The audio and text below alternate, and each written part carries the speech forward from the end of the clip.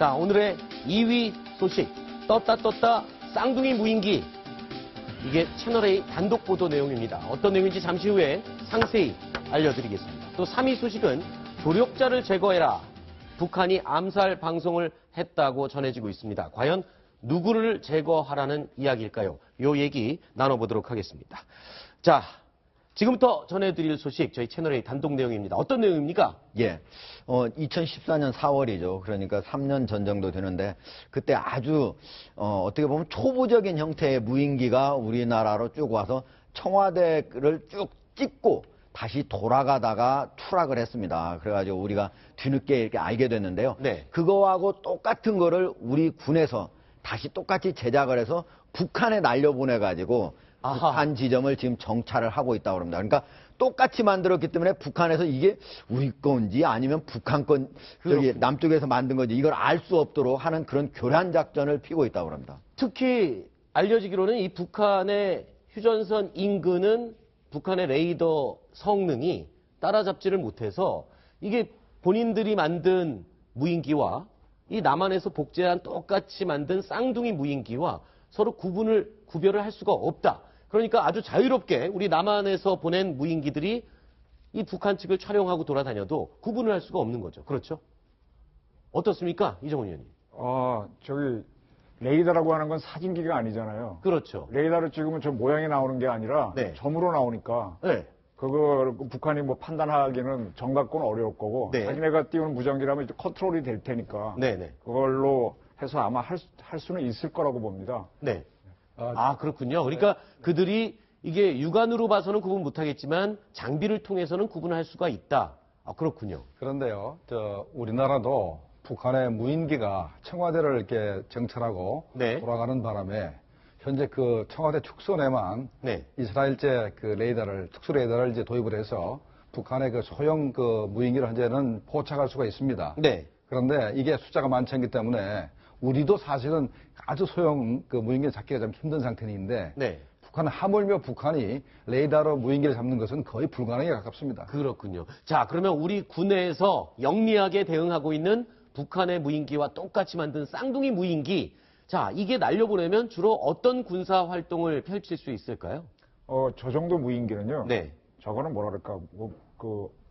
취미용이라고 할 수 있거든요. 저 무인기 자체가 원래 중국에서 판매가 되던 거를 북한 애들이 개조한 거거든요. 그래서 네. 처음 나왔을 때 군사 매니아들이 금방 중국제 제품 번호까지 딱 나오더라고요. 네. 그래서 군대에서 쓰는 거는 이스라엘이나 미군에 가보면은 소대나 중대 단위에서 쓰는 게 조만한 크기 것들이 있어요. 네. 그래서 손에 들고 확 종이 비행기처럼 집어 던지는 것도 있고, 네. 뭐 이렇게 하늘로 탕 쏴주는 것도 있는데, 그다음에 내려올 땐 지 혼자 쿵 떨어져요. 그래갖고 배낭에 우겨놓고 가면 되는 건데, 그래서 저게 떠가지고는 거기 우리 카메라 저는 렌즈가 있어갖고 쭉 찍어주죠. 그럼 네. 산 뒤에 적이 있는 걸 볼 수 있는 건데 그런 건데 저런 것들은 우리 군도 지금 저는 도입을 하는 걸로 알고 있거든요. 네. 그래서 지금 저거 더 좋은 게 있다. 그렇군요.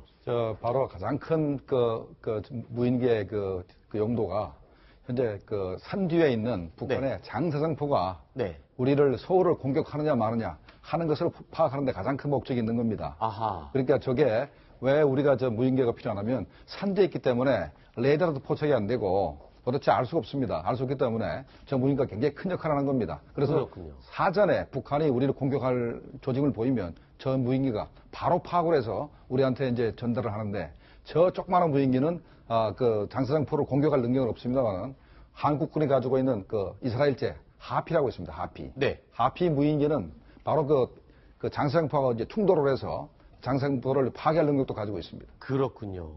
일단은 우리 군이 하고 있는 이 복제 쌍둥이 무인기, 거대한 어떤 전술로 사용하는 건 아니지만, 그래도 북한을 교란시키는 데는 충분한 역할을 하고 있다고 봐도 되겠죠. 그럴 수도 있고 지금 북한이 아주 취미생활 하는 용을 갖고 와서 쓰고 있으니까 우리도 네. 써보면서 이게 어디로 활용될 수 있는지 네. 우리도 적 전술을 파악하는 차원에서 할 수도 있다고 저는 봅니다. 네. 자, 취미용 정도의 아주 조악한 성능의 북한의 무인기. 하지만 우리가 똑같이 복제해서 대응을 하고 있습니다. 하지만 우리 군이 또 여기에 그럴 우리 군이 아니죠. 엄청난 성능의 무인 폭격기가 한반도에 배치가 됐다고요. 네. 그레이 이글이라고 보도가 네. 나왔는데요. 그 그전에 프레데터라고 하는 게 많이 알려졌었죠. 모양도 약간 비슷하지 않습니까? 그겁니다. 그건데 그거예요? 우리 자동차도 왜 처음에 소나타 나오면 소나타 2011형 나오듯이 네. 그 새로운 형, 업그레이드형으로 보시면 됩니다. 그래서 아하. 별명을 그레이 이글로 붙였고요. 네. 그래서 성능이 좀 더 높아졌습니다. 아하. 네. 이 최대 24시간을 떠 있을 수 있고 최고 280km를 비행하고 한반도 아니, 전역을 아닙니다. 정찰 가능한 그런 정도 성능입니다. 최고 속도가 280km입니다. 시속이. 죄송합니다. 이게 좀 수정을 하겠습니다. 아마 최고 비행거리는 속도가- 0이 하나 더 붙어야 될 겁니다.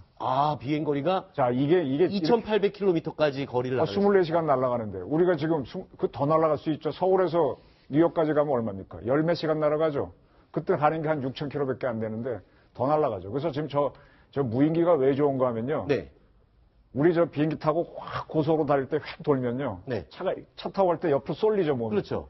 확 돌면 이게 확 쏠려서 아주 그 고압력, 하이 G가 걸리거든요. 사람은 네. 한 9G까지인데 9G 상태에서 전투기 정사들이 한 10초 정도 버티고 그 이상 넘어가면 졸도합니다. 에로시라 그러는데 아하. 저도 한번 겪어봤는데 정신이 네네. 있는데 저희 컴퓨터를 딱 넣으면 10G, 11G를 돌려도 졸도를 안 합니다. 그 다음에 저 조종사가 타 있으면 먹어야죠. 네. 또 아무리 참아도 소변은 봐야 되겠죠. 그렇죠. 저 안 보잖아요. 그렇죠. 무인기이기 그 다음에 때문에. 온도가 추워도 견디죠. 네. 한 단계. 그러니까 저거는 마음대로 작전할 수 있어요. 24시간, 28시간. 근데 지금 알려지기로는 저게 단순히 정찰 기능뿐만 아니라 공격 기능도 있다면서요? 네, 옆에 이제 헬파이어 로켓을 달고 있어가지고 그걸 갖고 이미 그 이라크 전이나 아프간에서 쐈었죠. 그래서 네. 우리 동영상도 많이 돌아다니는데 이번 거는 헬파이어를 추가로 더 달아가지고 네. 만약에 저게 쭉 떠다니다가 어디서 톡 튀어나오는 게 있으면은 그게 김정은이다.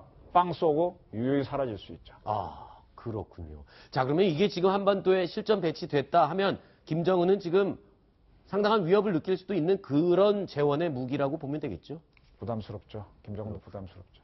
자, 그런데 이런 그레이 아이라는 이 무인 폭격기, 정찰기 말고도 어마어마한 특수부대가 또 우리 한반도에서 훈련을 시작을 했다고요. 어떤 부대입니까? 네, 지금 이제 우리나라에서 전쟁이 난다 그러면 한미연합사가 우리 합참을 대신해서 전작권을 행사합니다. 네. 그때 보게 되면 연합 지상군사령부, 해군사령부가 만들어지는데 그 중에 하나가 연합 특수전사령부가 만들어집니다. 네. 그 산하에 들어와서 뛸 수 있는 부대가 여러 개 있는데 우리 육군의 특전사가 있죠. 네. 그다음에 해군의 UDT라고 하는 해군 특전사가 있는데 지금 화면에 나오는 네이비 실 6팀은 그 미국 해군 특전사 안에서 네. 또 특수팀입니다. 대북으로라고 하는 팀인데 세계 최강이라고 불리는 해군 특전사 안에 특전사. 네. 그거. 그리고 델타포스는 영화 제목도 있었는데요. 델타포스는 미 육군의 특전사 속의 특전사. 근데 이 특수한 부대, 세계 최강의 부대가 지금 우리 한반도에서 같이 훈련을 그렇죠. 시작했다는 거죠. 우리도 육군 특전사에 가면 특전사 안에 특전사로 707 특임대가 있거든요. 네. 707 특임대 같은 부대가 델타포스. 그렇게 보시면 되죠. 그렇군요. 그런데 도대체 와서 지금 한미 연합 군사 훈련에 지금 참가한 것으로 알려져 있는데 어떤 훈련을 지금 주력하려고 온 겁니까? 네, 주로 지금 작년에도 저런 특수부대만 한 1,000명 가까이 왔는데 네. 올해는 숫자가 더 늘어난다 그럽니다. 1,000명보다 더 많이 왔어요. 늘어난다 그럽니다. 저런 팀들이 와가지고 뭘 하냐면 네. 바로 작게 501호에 따라서 네. 김정은을 죽이는 참수작전을 이제 연습을 하는 겁니다. 그 김정은이 제일 무서워한다는 참수 작전을 훈련하기 위해서 지금 왔군요. 그렇죠. 그래서 만약에 김정은이 전쟁을 도발하려고 그런다, 또 핵무기를 사용하려고 그런다면 바로 저 팀이 들어가서 바로 김정은을 바로 제거하는 그 작전을 하게 되겠습니다. 이 네이비실 6팀은 유명한 악당을 사살했던 팀으로 지금 알려져 있죠. 넵튠 스피어 오퍼레이션이라고 네. 넵튠이라고 하면 바다의 신, 포세이돈이죠. 네. 그다음에 이제 스피어는 창인데 그게 바로 오사마 빈 라덴을 파키스탄에 숨어 있는 오사마 빈 라덴을 사살하는 작전이었습니다. 그 팀에 그거를 투입됐던 팀이 이 팀이군요. 네이비실 6팀, 대북으로 팀이죠. 해군 특전사 안에 특전사. 당시에 사상자는 없었답니까? 작전 수행하면서? 있었습니다. 그 특수작전기가 가다가 헬기끼리 충돌해서 하나 추락하고 네. 왜냐하면 밤중에 들어가고 불 다 끄고 들어가잖아요. 아하. 그러니까 마음도 급해서 그런 사고는 있었는데 인물은 지금 화면이 나오고 있는데 이 당시 화면이 빈 라덴 사살 네. 작전 수행 화면이죠. 네, 저 친구들 좀 모자에 보게 되면 파이바에 우리 왜 자동차에 붙이는 그 블랙박스처럼 이 렌즈가 붙어 있잖아요. 그렇죠. 카메라. 그걸로 찍은 거죠. 바디캠이라고 하죠. 네, 맞습니다. 쭉 찍어서 들어갔고 지금 불이 다 꺼진 상태입니다. 이게 일종의 그 TOD 영상이라 그럴까? 이 열나는 거에서만 물체가 잡힐 수 있는 나이트 비전이죠. 그런 밤에 볼 비전. 수 있는 카메라. 그런 비전입니다. 예, 그렇군요. 자, 그런데 이런 미군 최강, 어떻게 보면 세계 최강이라고 할 수 있는 이 특수부대, 이 사람들은 어느 정도의 강도의 훈련을 합니까? 어마어마한 훈련을 하겠죠. 뭐 지금 무슨 화면에 지금 델타 포스를 대테러 전담부대라고 하는데 저는 대자 빼고요. 테러 전담부대로 보는 게 맞습니다. 아, 그래요. 그러니까 테러를 하는 부대라고 그렇죠. 보면 됩니까? 그게 맞는 거죠. 대테러는 테러한 사람들을 이제 막는 부대인데 그거는 우리 스왓 부대라고 이제 경찰에 따로 대테러 특공대가 있고요. 네. 저건 테러하러 들어가는 부대잖아요. 그래서 네. 저기에 들어가는 친구들은 기본적으로 스나이퍼 기능하는 거. 스나이퍼라고 하면은 착 은신해갖고 한 300, 400m 바깥에서 딱딱 쏘는 저격수 이런 사람들은 한 2, 3일 동안 먹지도 자지도 않고 버티고요. 네. 그다음에 침투를 하는 사람들이라면은 소형 어떤 지구 들어가면서 생식, 뱀도 잡아먹고 그다음에 은신도 하고 들어가서 뭐라 그럴까요? 북한의 간첩들이 들어올 때 어떻게 뭐 땅굴 파고 드버크 파고 드버크 똑같이 파고 들어가거든요. 그렇고. 우리나라의 특전사와 비교하면은 훈련 양은 못지 않죠. 우리 전력도 대단하죠. 제 생각인데, 소물은 크게 났지만, 네이비실이나 델타포스 크게 났지만, 한국 특전사도 못지 않습니다. 그렇죠. 우리도 SSU나 UDT나 이 정도 부대들은 전혀 손색이 없습니다. 그렇군요. 저 하나 궁금한 게요. 이 부대를 근데 닌자포스라고 별명을 부른다고 하는데, 닌자는 이 일본 말 아닙니까? 왜 닌자포스라고 별명을 뭐 붙였어요? 별명을 자기 스스로 붙인 거는 아까 대부그루라든지 네. 델타포스 이런 거고요. 바깥에서 하도 닌자라는 영화가 유행했으니까 붙여준 걸로 봅니다. 은밀하게 습격해서 목표를 제거한다. 뭐 네. 그런 닌자를 따서 그렇게 부르는 그 거겠군요. 사람들은 막 기와가 있는 지붕을 다다다닥 걸어가도 안 떨어지고 하잖아요. 그런 걸 해서 빗댄 거라고 보시면 될 겁니다. 그렇군요. 알겠습니다. 자, 북한 입장에서는 제거 대상 1호로 꼽고 있는 인물 중에 한 사람입니다. 태영호 전 영국 대사관 공사인데 신변 위협이 있을 것으로 예상돼서 상당히 공개 활동을 자제했으면 좋겠다라고 우리 정부가 권유를 하기도 했는데 최근에요 아주 적극적으로 공개적인 활동을 계속 이어가고 있습니다. 그리고 이런 말도 했습니다. 함께 들어보시죠. 지금 북한은 뭐냐, 김정은은 핵무기만 있으면 북한 내부에서 어떤 일이 일어나도 난 자신 있다. 자그마한 서해라든가 봉기라든가 저항 반발이 일어나면 김정은은 땅크를 동원해서 무조건 진문 걸 겁니다. 만일 김정은이 이렇게 생겨 나한테 핵무기가 없다면 다른 나라들처럼 국제공동체가 가만히 있겠느냐. 신변의 위협이 분명히 높아졌음에도 불구하고 김정남 암살 사건 이후에 태영호 전 공사의 활동이 굉장히 활발한 데는 이유가 있을까요? 네, 다른 모든 사람들이 태영호 공사를 북한에서 이렇게 암살하려고 그런다. 그러니까 활동을 좀 줄여달라라고 얘기했는데, 제 양반이 처음에 올 때 뭐라 그랬습니까? 내가, 어떻게 해서라도 김정은을 제거하고, 통일하는데 기여하겠다라고 해서 이걸 왔거든요. 안 그랬으면 이 사람이 아마 미국이나 가서 편하게 살 겁니다. 근데 한국에 와서 자기가 이제 생명의 위험을 무릅쓰고 이렇게 자꾸 이제 이렇게 활동하는 것은 최근 들어서 김정남이를 죽이는 과정에서 북한의 잔인성이 드러났지 않습니까? 네. 그 바람에 또 이제 또 탈북자들에 대한 그런 경호도 더 강화되고 네네. 또 자기 자신도 굉장히 위험해졌는데 내가 봐라. 내가 이렇게 위험을 무릅쓰고라도 어떻게 해서라도 바로 북한 체제를 무너뜨리고 통일을 완수하겠다. 이런 결의를 보여주는 것이라고 봐야 되겠습니다. 그렇군요. 그만큼 북한 체제에 대한 반감이 많고 또 이 자유남한, 자유대한에 대한 어떤 좀 공로를 하고 싶은 그런 마음이 애국심이 발로가 된 것 같습니다. 그것도 있고요. 지금 우리가 김정남이 암살될 때 어떤 북한에서 특별히 위협이 높아져서 암살됐나요? 그건 아니었죠. 항상 think the unthinkable. 생각하지도 못한 상황에서 암살을 해야 되거든요. 그러니까 네. 만약에 지금 태공사를 북한이 암살을 노린다면 우리가 전혀 위기라고 아닐 때를 노리겠죠. 네. 그러니까 지금 저분도 저 정도는 알 테니까 지금 위기 올라갔다고 몸 숨으면은 북한의 심리전에 당하는 거잖아요. 그렇군요. 그러니까 어차피 본인이 딱 나왔고 저렇게 된 이상 둘이 김정은하고 같이 살 수는 없어요. 끝없는 충돌이니까 그럼 마이웨이 해야죠. 그게 네. 맞고 계속 구부리고 하게 되면은 그럼 김정은이 원하는 바지 않습니까? 그렇군요. 자, 그리고요. 최근에 영국의 한 매체가 보도를 한 내용입니다. 북한이 난수 방송을 다시 재개했고 이 내용을 영국 정부가 해석을 했다. 그랬는데 그 내용을 살펴봤더니 누군가를 암살하라는 지령이었다고요? 네. 소개를 해주시죠. 그렇습니다. 16년 동안 그 중단되었던 난수 방송을 북한이 작년부터 재개했는데요. 이제 라디오를 통해서 알쏭달쏭한 이야기들을 하는 겁니다. 네. 그런데 이제 그 영국의 한 신문이 이제 그 탈북자의 도움을 받아서 이 난수 방송의 뜻을 풀어냈다라고 하는 내용을 신문에 실었습니다. 근데 그 내용이 바로 네, 그렇습니다. 태영호 전 공사의 망명을 도운 외국인을 암살하여라 라고 하는 내용이라는 주장인데요. 네. 실제로 이 암수 방송의 내용을 다 이제 풀어봤더니 네. 이제 암살 대상으로 지목된 2명의 외국인의 이름과 직장 주소까지 다 이제 알 수 있었다라고 네. 주장하고 있고요. 또한 실제로 정보 당국자가 이러한 난수 방송 해독 그 결과를 토대로 해서 이러한 그 2명의 암살 지목자 2명에 대해서 신변 보호 조치까지 했다는 보도인데요. 실제로 정말 탈북자의 도움을 얻어서 이렇게 난수 방송의 뜻까지 풀어냈는지 여부는 아직까지는 그렇게 100% 확신하기는 어려운 것 같습니다. 그렇군요. 김정동 교수님께 여쭙겠습니다. 네. 지금 이거 영국 언론의 보도입니다. 한 영국 매체의 보도인데 글쎄요. 이 북한의 난수 방송이 저렇게 쉽게 해독이 되나요? 이거 가능한 얘기입니까? 난수는 슈퍼컴퓨터를 동원해도 절대 해독이 안 됩니다. 그래요? 안 되기 때문에 저거는 좀 신빙성이 떨어지고 그다음에 선데이 익스프레스가 어떤 신문인지를 알아야 됩니다. 네. 지난번에 태영호 공사가 그 영국에서 탈북을 할 때 선데이 익스프레스가 뭐랬냐면은 그 태영호 공사가 미국의 공군기를 타고 네. 독일로 가는데 영국의 그 타이푼기가 2대가 네.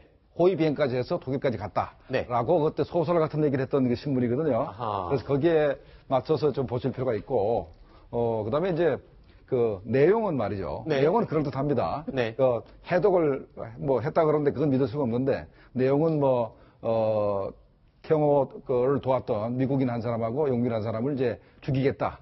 이거는 김정은 마음을 대변한 것 같아요. 그렇군요. 지금 그 영국에서 북한서 나오는 방송을 잡으려면요. 지구 반대편이잖아요. 그렇죠. 그게 아마 뭐 중파로 나오든 뭐라도 쉽지는 않을 거예요. 그래서 저렇게는 저는 아닐 거라고 보고 네. 저건 조금 소설적이라고 보는데 지금 북한의 정보기관이 얼마나 유능한지 모르겠지만 태공사의 망명을 도운 이름이 밝혀지지 않은 미국인, 영국인 이름을 파악했다?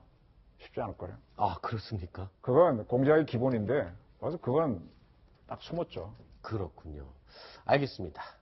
자, 그런데 태영호 공사 방송에 출연해서 여러 가지 얘기를 했습니다. 또 이런 얘기도 했습니다. 함께 들어보시죠. 공당 올 것이 왔다 하는 그런 느낌이었습니다. 김정은한테서 김정남이란 존재는 이미 오래전에 없어졌어야 할 그런 존재였습니다. 외부 세계에서는 김정은이가 지금 하고 있는 것이 스스로 고립을 자초하고 다멸의 길로 가는 것이 아니냐 이렇게 생각하는데 김정은 자체로서는 그렇게 생각하지 않습니다. 김정은은 오히려 이렇게 전술을 쏘야 국제공동체가 김정은 앞에 무릎을 꿇을 수 있다 이렇게 생각합니다. 중국이 만일 결심만 하면 김정은 정권은 2, 3년 버티지 못합니다. 자, 지금 태공사가 중국의 역할을 굉장히 강조를 하고 있습니다. 자, 북한을 제지하기 위해서 중국이 할 수 있는 어떤 역할, 대표적으로 어떤 게 있을까요? 원래 가장 큰 사실은 결정적인 역할을 한다면은 중국이 북한으로 주는 바로 원유를 끊는 거죠. 그렇죠. 네, 그런데 이 태공사 같은 경우에는 북한에서 중국으로 나온 탈북자, 네. 이 사람들을 다시 북한으로 돌려보내지 않으면은 상당한 북한의 타격이 될 것이다 이렇게 얘기를 했는데요.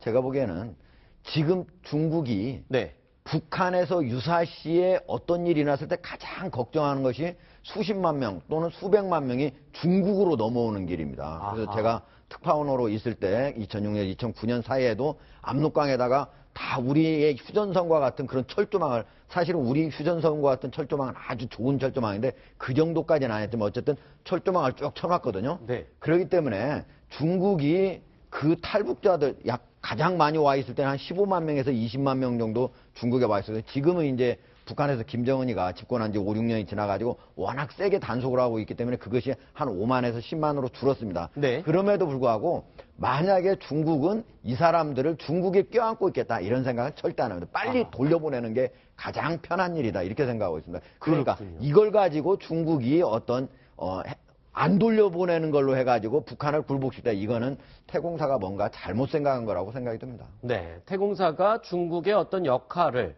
북한을 제재하기 위한 중국의 역할을 강조하고는 있지만 지금 현재 중국은 그 바람과는 정반대로 움직이고 있습니다. 이 사드보다 더 강력한 레이더를 설치를 했다고요? 어떤 내용입니까? 네, 저기 네이몽고라고 하는데 네. 우리 흔히 하는 내몽고입니다. 내몽고. 네네. 내몽고 자치구인데 거기 가게 되면 원래 그쪽 지역에 몇 번 가봤는데 초지 네. 아주 고원 초지거든요. 거기 가면은 중국의 그 우주 기지가 상당히 많습니다. 아하. 그래서 거기에 그 주천인가요? 주천은 저쪽 구는 아닌데 거기 가면 하여간 내몽고 자치구 가면 우주센터 같은 그런 시설들이 많은데 네. 그쪽에서 3,000km를 볼 수 있는 네. 장거리 방공 레이더를 설치했습니다. 탐지 거리가 무려 3,000km. 그러면 우리 사드가 탐지할 수 있는 거리보다 지금 훨씬 더 강력한 네, 성능이잖아요. 이게 사드가 쓰는 주파수는 이 바로 전리층을 뚫고 가기 때문에 하늘 네. 바로 올라갑니다. 올라가기 네. 때문에 800km 이상은 보기 힘들고 네. 800km 정도 가면은 실제로 북한의 미사일이 올라왔을 때도 한 3, 4km 이상 올라오지 않으면 보이질 않거든요. 네. 그런데 저거는 3,000km 밖에 그 땅에 있는 게 보인다는 얘기는 그 사드 레이더하고 쓰는 그 주파수가 다른 겁니다. 네. 그래서 파장이 10 내지 60m짜리 네. 파장이 좀 긴 파장을 써서 이게 전리층을 통하지 않고 전리층 내에서 움직이기 때문에 3,000km까지도 이제 보인다는 거고 네. 또 하나는 저걸로는 말이죠. 스텔스기가 잡힌다는 거 아닙니까? 네. 그래서 이제 미국이 일본에 배치한 F-35B를 네. 저 레이더로 잡을 수 있다 이런 주장을 하고 있는 겁니다. 스텔스 기능까지